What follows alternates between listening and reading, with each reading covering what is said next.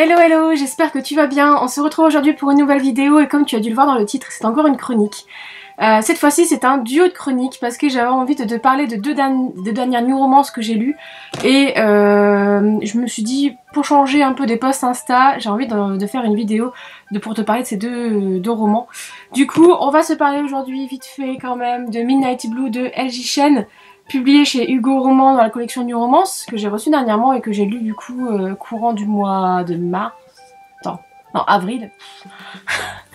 Et le deuxième que j'ai fini il y a pas très longtemps, c'est le tome 1 de Cooper Training, donc le tome sur Julian, pareil publié chez Hugo Roman dans la collection Poche, donc la collection New Romance de Maloria Cassis. Donc voilà, on va commencer par lequel? Par celui-ci, allez. Du coup, on va commencer par Midnight Blue. Donc là, en gros, j'en ai déjà parlé dans un update, hein, donc si tu veux, tu peux aller voir l'update. Je vais essayer de te mettre dans un petit i par-ci par-là. En gros, dans Midnight Blue, tu vas suivre l'histoire d'Alex et de Indigo, enfin Indy, qui est en fait une jeune femme qui essaye de rallier les deux bouts, etc., de trouver un job, etc.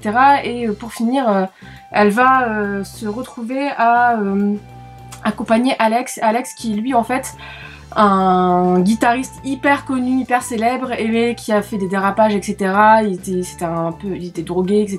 Enfin bref. Et donc du coup, son manager va essayer de trouver quelqu'un pour le babysitter entre guillemets, donc une babysitter, hein, pour le surveiller pendant sa tournée, parce qu'il a une tournée très importante à faire. Si il remonte pas la barre, en fait, sa carrière est foutue, de musicien est foutue, donc voilà. Et donc forcément Alex ne peut pas saquer Indigo et ça va créer des conflits, etc. Enfin bref, ça va être assez marrant entre guillemets, enfin certains passages. Et donc Indy va devoir suivre Alex pendant toute sa tournée européenne et aussi américaine, il me semble, je me souviens plus de ça d'ailleurs. Et voilà. Voilà, je t'en dis pas plus parce qu'en fait moi ce que j'ai beaucoup aimé dans celui-ci c'est le côté vraiment univers musical. Tu dois le savoir maintenant mais j'adore tout ce qui est comédie romantique, romance, etc. autour de la musique et je trouve ça super intéressant. Enfin j'aime bien en fait ce côté-là, je sais pas pourquoi, plus que les trucs de sport. Va-t-on savoir pourquoi. Donc voilà, et le truc c'est que comment dire, j'ai bien aimé ce côté-là et ce qui est en plus le truc encore plus intéressant, c'est que l'auteur a ajouté des passages avec des paroles de chansons écrites, des machins, enfin je t'en dis pas plus, mais tu as des petits repères en fait en rapport avec la musique, et ce qui fait que tu te plonges encore plus dans l'univers, dans le contexte, etc. et que tu t'accroches au personnage. Alors en parlant des personnages, j'ai adoré le personnage d'Indigo, elle est super, comment dire, droite dans ses baskets, elle se laisse pas faire, elle se laisse pas dérouter par Alex qui est un vrai connard au départ. Sincèrement, j'ai pas du tout aimé le personnage d'Alex pendant une bonne partie du roman. Ça a pas été du tout... Enfin, j'ai pas aimé. Je m'attendais à aimer, hein, parce que voilà, je m'étais dit pourquoi pas, voilà. Mais j'ai pas aimé du tout parce que... au départ, il était vraiment... même à la fin, hein, puis en fait, après je te parlerai d'un truc qui m'a beaucoup refroidi, j'en ai déjà parlé dans l'update, mais bon, bref. Et donc du coup, j'ai eu du mal, mais par contre, le personnage d'Indy, elle était super touchante. Elle essaie de s'en sortir malgré elle, malgré les difficultés qu'elle a dû surmonter quand elle était plus jeune et qu'elle doit encore surmonter maintenant. Donc elle a besoin d'argent elle a besoin de ce travail et lui il fait vraiment son gros salaud quoi, et voilà. Donc j'ai eu du mal à accrocher avec ce personnage masculin là, voilà, après voilà. J'en dis pas plus. Oui, voilà. En fait ce que j'avais à dire sur ce roman, c'est que si tu aimes tout ce qui est romance autour de la musique, il n'y a pas de souci. Après moi, je vais mettre mon portable en silence. À chaque fois j'oublie quand je fais une vidéo. Après moi, le problème c'est que, le problème que j'ai eu malheureusement avec celui-ci, ça n'a pas été toujours le cas. Pendant tout le long, une bonne partie du roman, j'ai adoré le côté un peu poétique quand même de la plume, surtout les passages avec les paroles de musique, etc. Parce qu'Indy devient vraiment une source d'inspiration pour Alex, etc. Donc la relation qui se crée entre les deux est vraiment très très jolie. Sauf que en fait, l'auteur a ajouté pendant les passages olé olé, des choses qui n'étaient pas du tout réelles et qui ne peuvent pas arriver. Enfin j'espère, sinon pauvre femme. Et des choses qui en gros n'ont pas besoin nécessairement d'être là et d'être aussi dites aussi explicitement. Soit déjà d'une, c'est n'importe quoi. Deux, enfin pour moi, de mon point de vue, hein, enfin voilà, moi je sais pas, mon monsieur me dit ça et je lui dis mais non mais t'as craqué mon gars, c'est bon hein, redescends sur terre hein. Bref, et donc du coup voilà, moi c'est des choses comme ça où quand on a plusieurs dans un roman, surtout de ce type de roman, ça me bloque à mort et ça peut me gâcher une lecture. Là ça va, ça a été vraiment la limite quoi, parce que il y a eu 2-3 passages comme ça, pas plus. Ça n'a pas été tout le long du roman, heureusement. Mais j'ai quand même un peu survolé quoi. Je me suis dit ouf, ça c'est le truc qui me refroidit à mort et voilà. Donc franchement ça a été une belle histoire, t'as une belle intrigue etc. Enfin tout se complète en fait, hein, enfin on va dire que c'était dans un schéma quand même relativement classique. Et du coup à côté de ça, même si ces passages-là m'ont un peu refroidi, j'ai quand même aimé découvrir leur histoire, découvrir le personnage d'Indigo, comment elle arrive à s'en sortir, etc. Donc voilà. Mais c'est vrai que si tu l'as lu, n'hésite pas à m'en parler, sans spoil évidemment. Tu peux venir aussi m'en parler en privé sur Insta, mais c'est vrai que moi les passages où en fait j'ai eu l'impression que l'auteur à un moment a voulu redonner un peu de vivacité à son récit et a ajouté en gros des paroles ou enfin même des actes hyper crus, dégueulasses, qui n'ont pas... Et en fait ils n'avaient pas leur place dans cette histoire parce que je trouvais que sans, ça allait très bien. Il n'y avait pas beaucoup, déjà il n'y en avait pas beaucoup à la base et je trouvais ça bien, et pour une fois. Et là non. Ça a un peu gâché un peu ça, mais bon. À côté de ça, j'ai passé un super bon moment de lecture, je l'ai lu en même pas 2 jours, ça s'est bouffé, franchement il fait 424 pages et tu les vois pas passer. Voilà, moi je peux dire ça, je peux dire que ça parce que tu les vois pas passer et j'aime beaucoup, il y a des petites références au Petit Prince et j'ai trouvé ça vraiment super sympa. Enfin franchement, j'ai bien aimé découvrir Indigo, comment elle a réussi à essayer d'entrer dans l'univers d'Alex, même si le personnage n'est pas du tout appréciable au départ. Voilà. Donc si tu l'as lu, n'hésite pas à me dire ce que t'en as pensé, etc. Comme d'habitude, hein, en commentaire et tout. Y a pas de souci, moi je suis toujours dispo.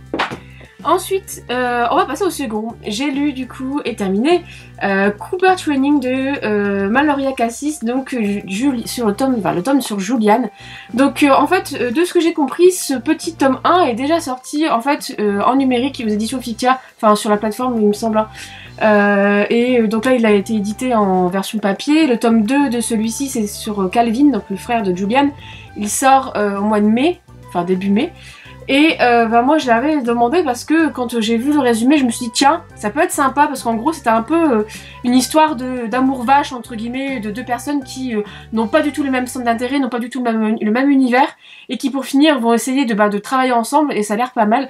Donc j'avais déjà tenté des relations, des romans, des comédies romantiques autour du travail et ma dernière grosse déception c'était les Christina Loren de Dating You que j'avais détesté et que j'avais pas trouvé ma came en fait dedans. Mais là, dans celui-ci, l'auteur m'a surprise du début jusqu'à la fin. Franchement, enfin, surtout la fin, je m'attendais à quelque chose de classique, à un schéma classique. J'en parlais sur Insta en stories, mais il me restait 150 pages, je pense un peu moins même, à lire. Et je m'étais dit, bon bah voilà, quand c'est comme ça, généralement tu le sais, hein, surtout, enfin, des romances, tu peux pas non plus avoir un schéma différent. Enfin, sinon quand il y en a un, tu tombes sur le cul. Et en gros, je m'attendais à un truc, j'avais prévu un truc dans ma tête, tu prévois toujours un truc dans ta tête, et pour finir, voilà, j'ai été surprise. Donc là, en gros, tu vas retrouver... J'oublie les prénoms, c'est un truc de fou. Amy et Juliane, c'est marqué dessus. Putain, je suis con. Donc Amy et Juliane. Donc Amy est une jeune femme hyper indépendante, hyper forte, qui a un caractère bien trempé, qui sait ce qu'elle veut, etc. Et en fait, Amy va du jour au lendemain, enfin pas du jour au lendemain, mais en gros, elle va être contrainte de démissionner de son travail. Elle est assistante juridique, enfin les secrétaires juridiques, tout simplement parce que dans le cabinet où elle travaille, elle se fait harceler par son supérieur qui essaye de la ploter, etc. Et elle accepte pas ça, sauf que forcément, ça arrive aussi carrément dans le monde réel, hein, c'est que forcément l'homme, en tout cas l'homme, le mec qui la harcèle, réussit à la faire partir, à la faire virer parce que il rejette la faute sur elle alors que c'est lui qui la harcèle. Donc ça déjà dès le départ, moi j'ai beaucoup aimé ce côté-là parce que on n'en a pas beaucoup dans les romances, je trouve des intrigues autour du harcèlement, de l'harcèlement des femmes au travail, leur position, etc. Comment elles vivent ça, etc. Et je trouvais ça vraiment pas mal. Bon après, je suis d'accord, il n'y a pas que les femmes, il y a aussi les hommes qui peuvent se faire harceler. Hein. Voilà, je mets les points sur les i, les barres sur les t dès le départ. Mais en fait j'ai beaucoup aimé ce côté-là parce que dès le départ, Maloria Cassis elle nous met dedans et j'ai trouvé ça vraiment sympa. Et donc du coup elle va se retrouver à la rue et pendant quelques temps elle va chercher du travail sauf qu'elle va pas en trouver, elle va galérer, elle vit avec sa petite sœur, il me semble c'est sa petite sœur, je sais plus, et son fils.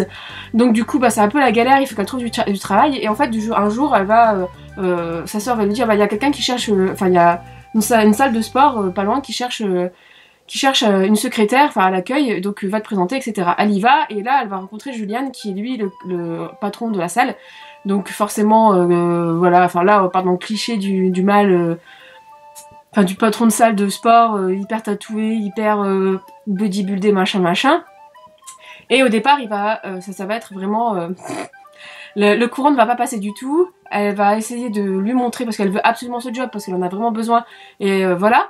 Elle va lui montrer qu'elle a les moyens de le faire, qu'elle peut le faire, et donc du coup, il va l'embaucher à l'essai, et au fil du temps, le truc c'est que lui, il va à chaque fois, en fait, il va toujours être sur la défensive avec elle, toujours lui faire des remarques sur son poids, lui faire des remarques sur sa façon de manger, parce que forcément, il est très healthy, sa façon de, enfin, si elle fume ou pas, enfin, toutes des choses comme ça, ce qui fait que ça va l'énerver, etc. Mais elle va toujours garder la tête haute, la tête froide, et essayer de contrecarrer, entre guillemets, ses a priori, et puis de lui prouver par A plus B qu'elle est la personne qu'il lui faut dans sa salle de sport.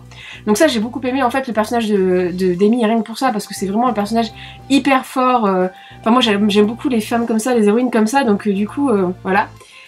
Et forcément de fil en aiguille tu as toute une intrigue qui tourne autour de la salle de sport, comment en fait ils vont faire des paris entre eux, parce que elle va lui dire voilà tiens j'ai une idée pour la salle machin, oui mais t'es pas cap machin, enfin bref, il va y avoir un peu des mini paris entre eux et tu sens qu'il y a quelque chose qui se crée entre les deux personnages, ils vont commencer à s'apprivoiser entre guillemets, à s'apprécier, etc. Et ça j'ai trouvé ça vraiment sympa.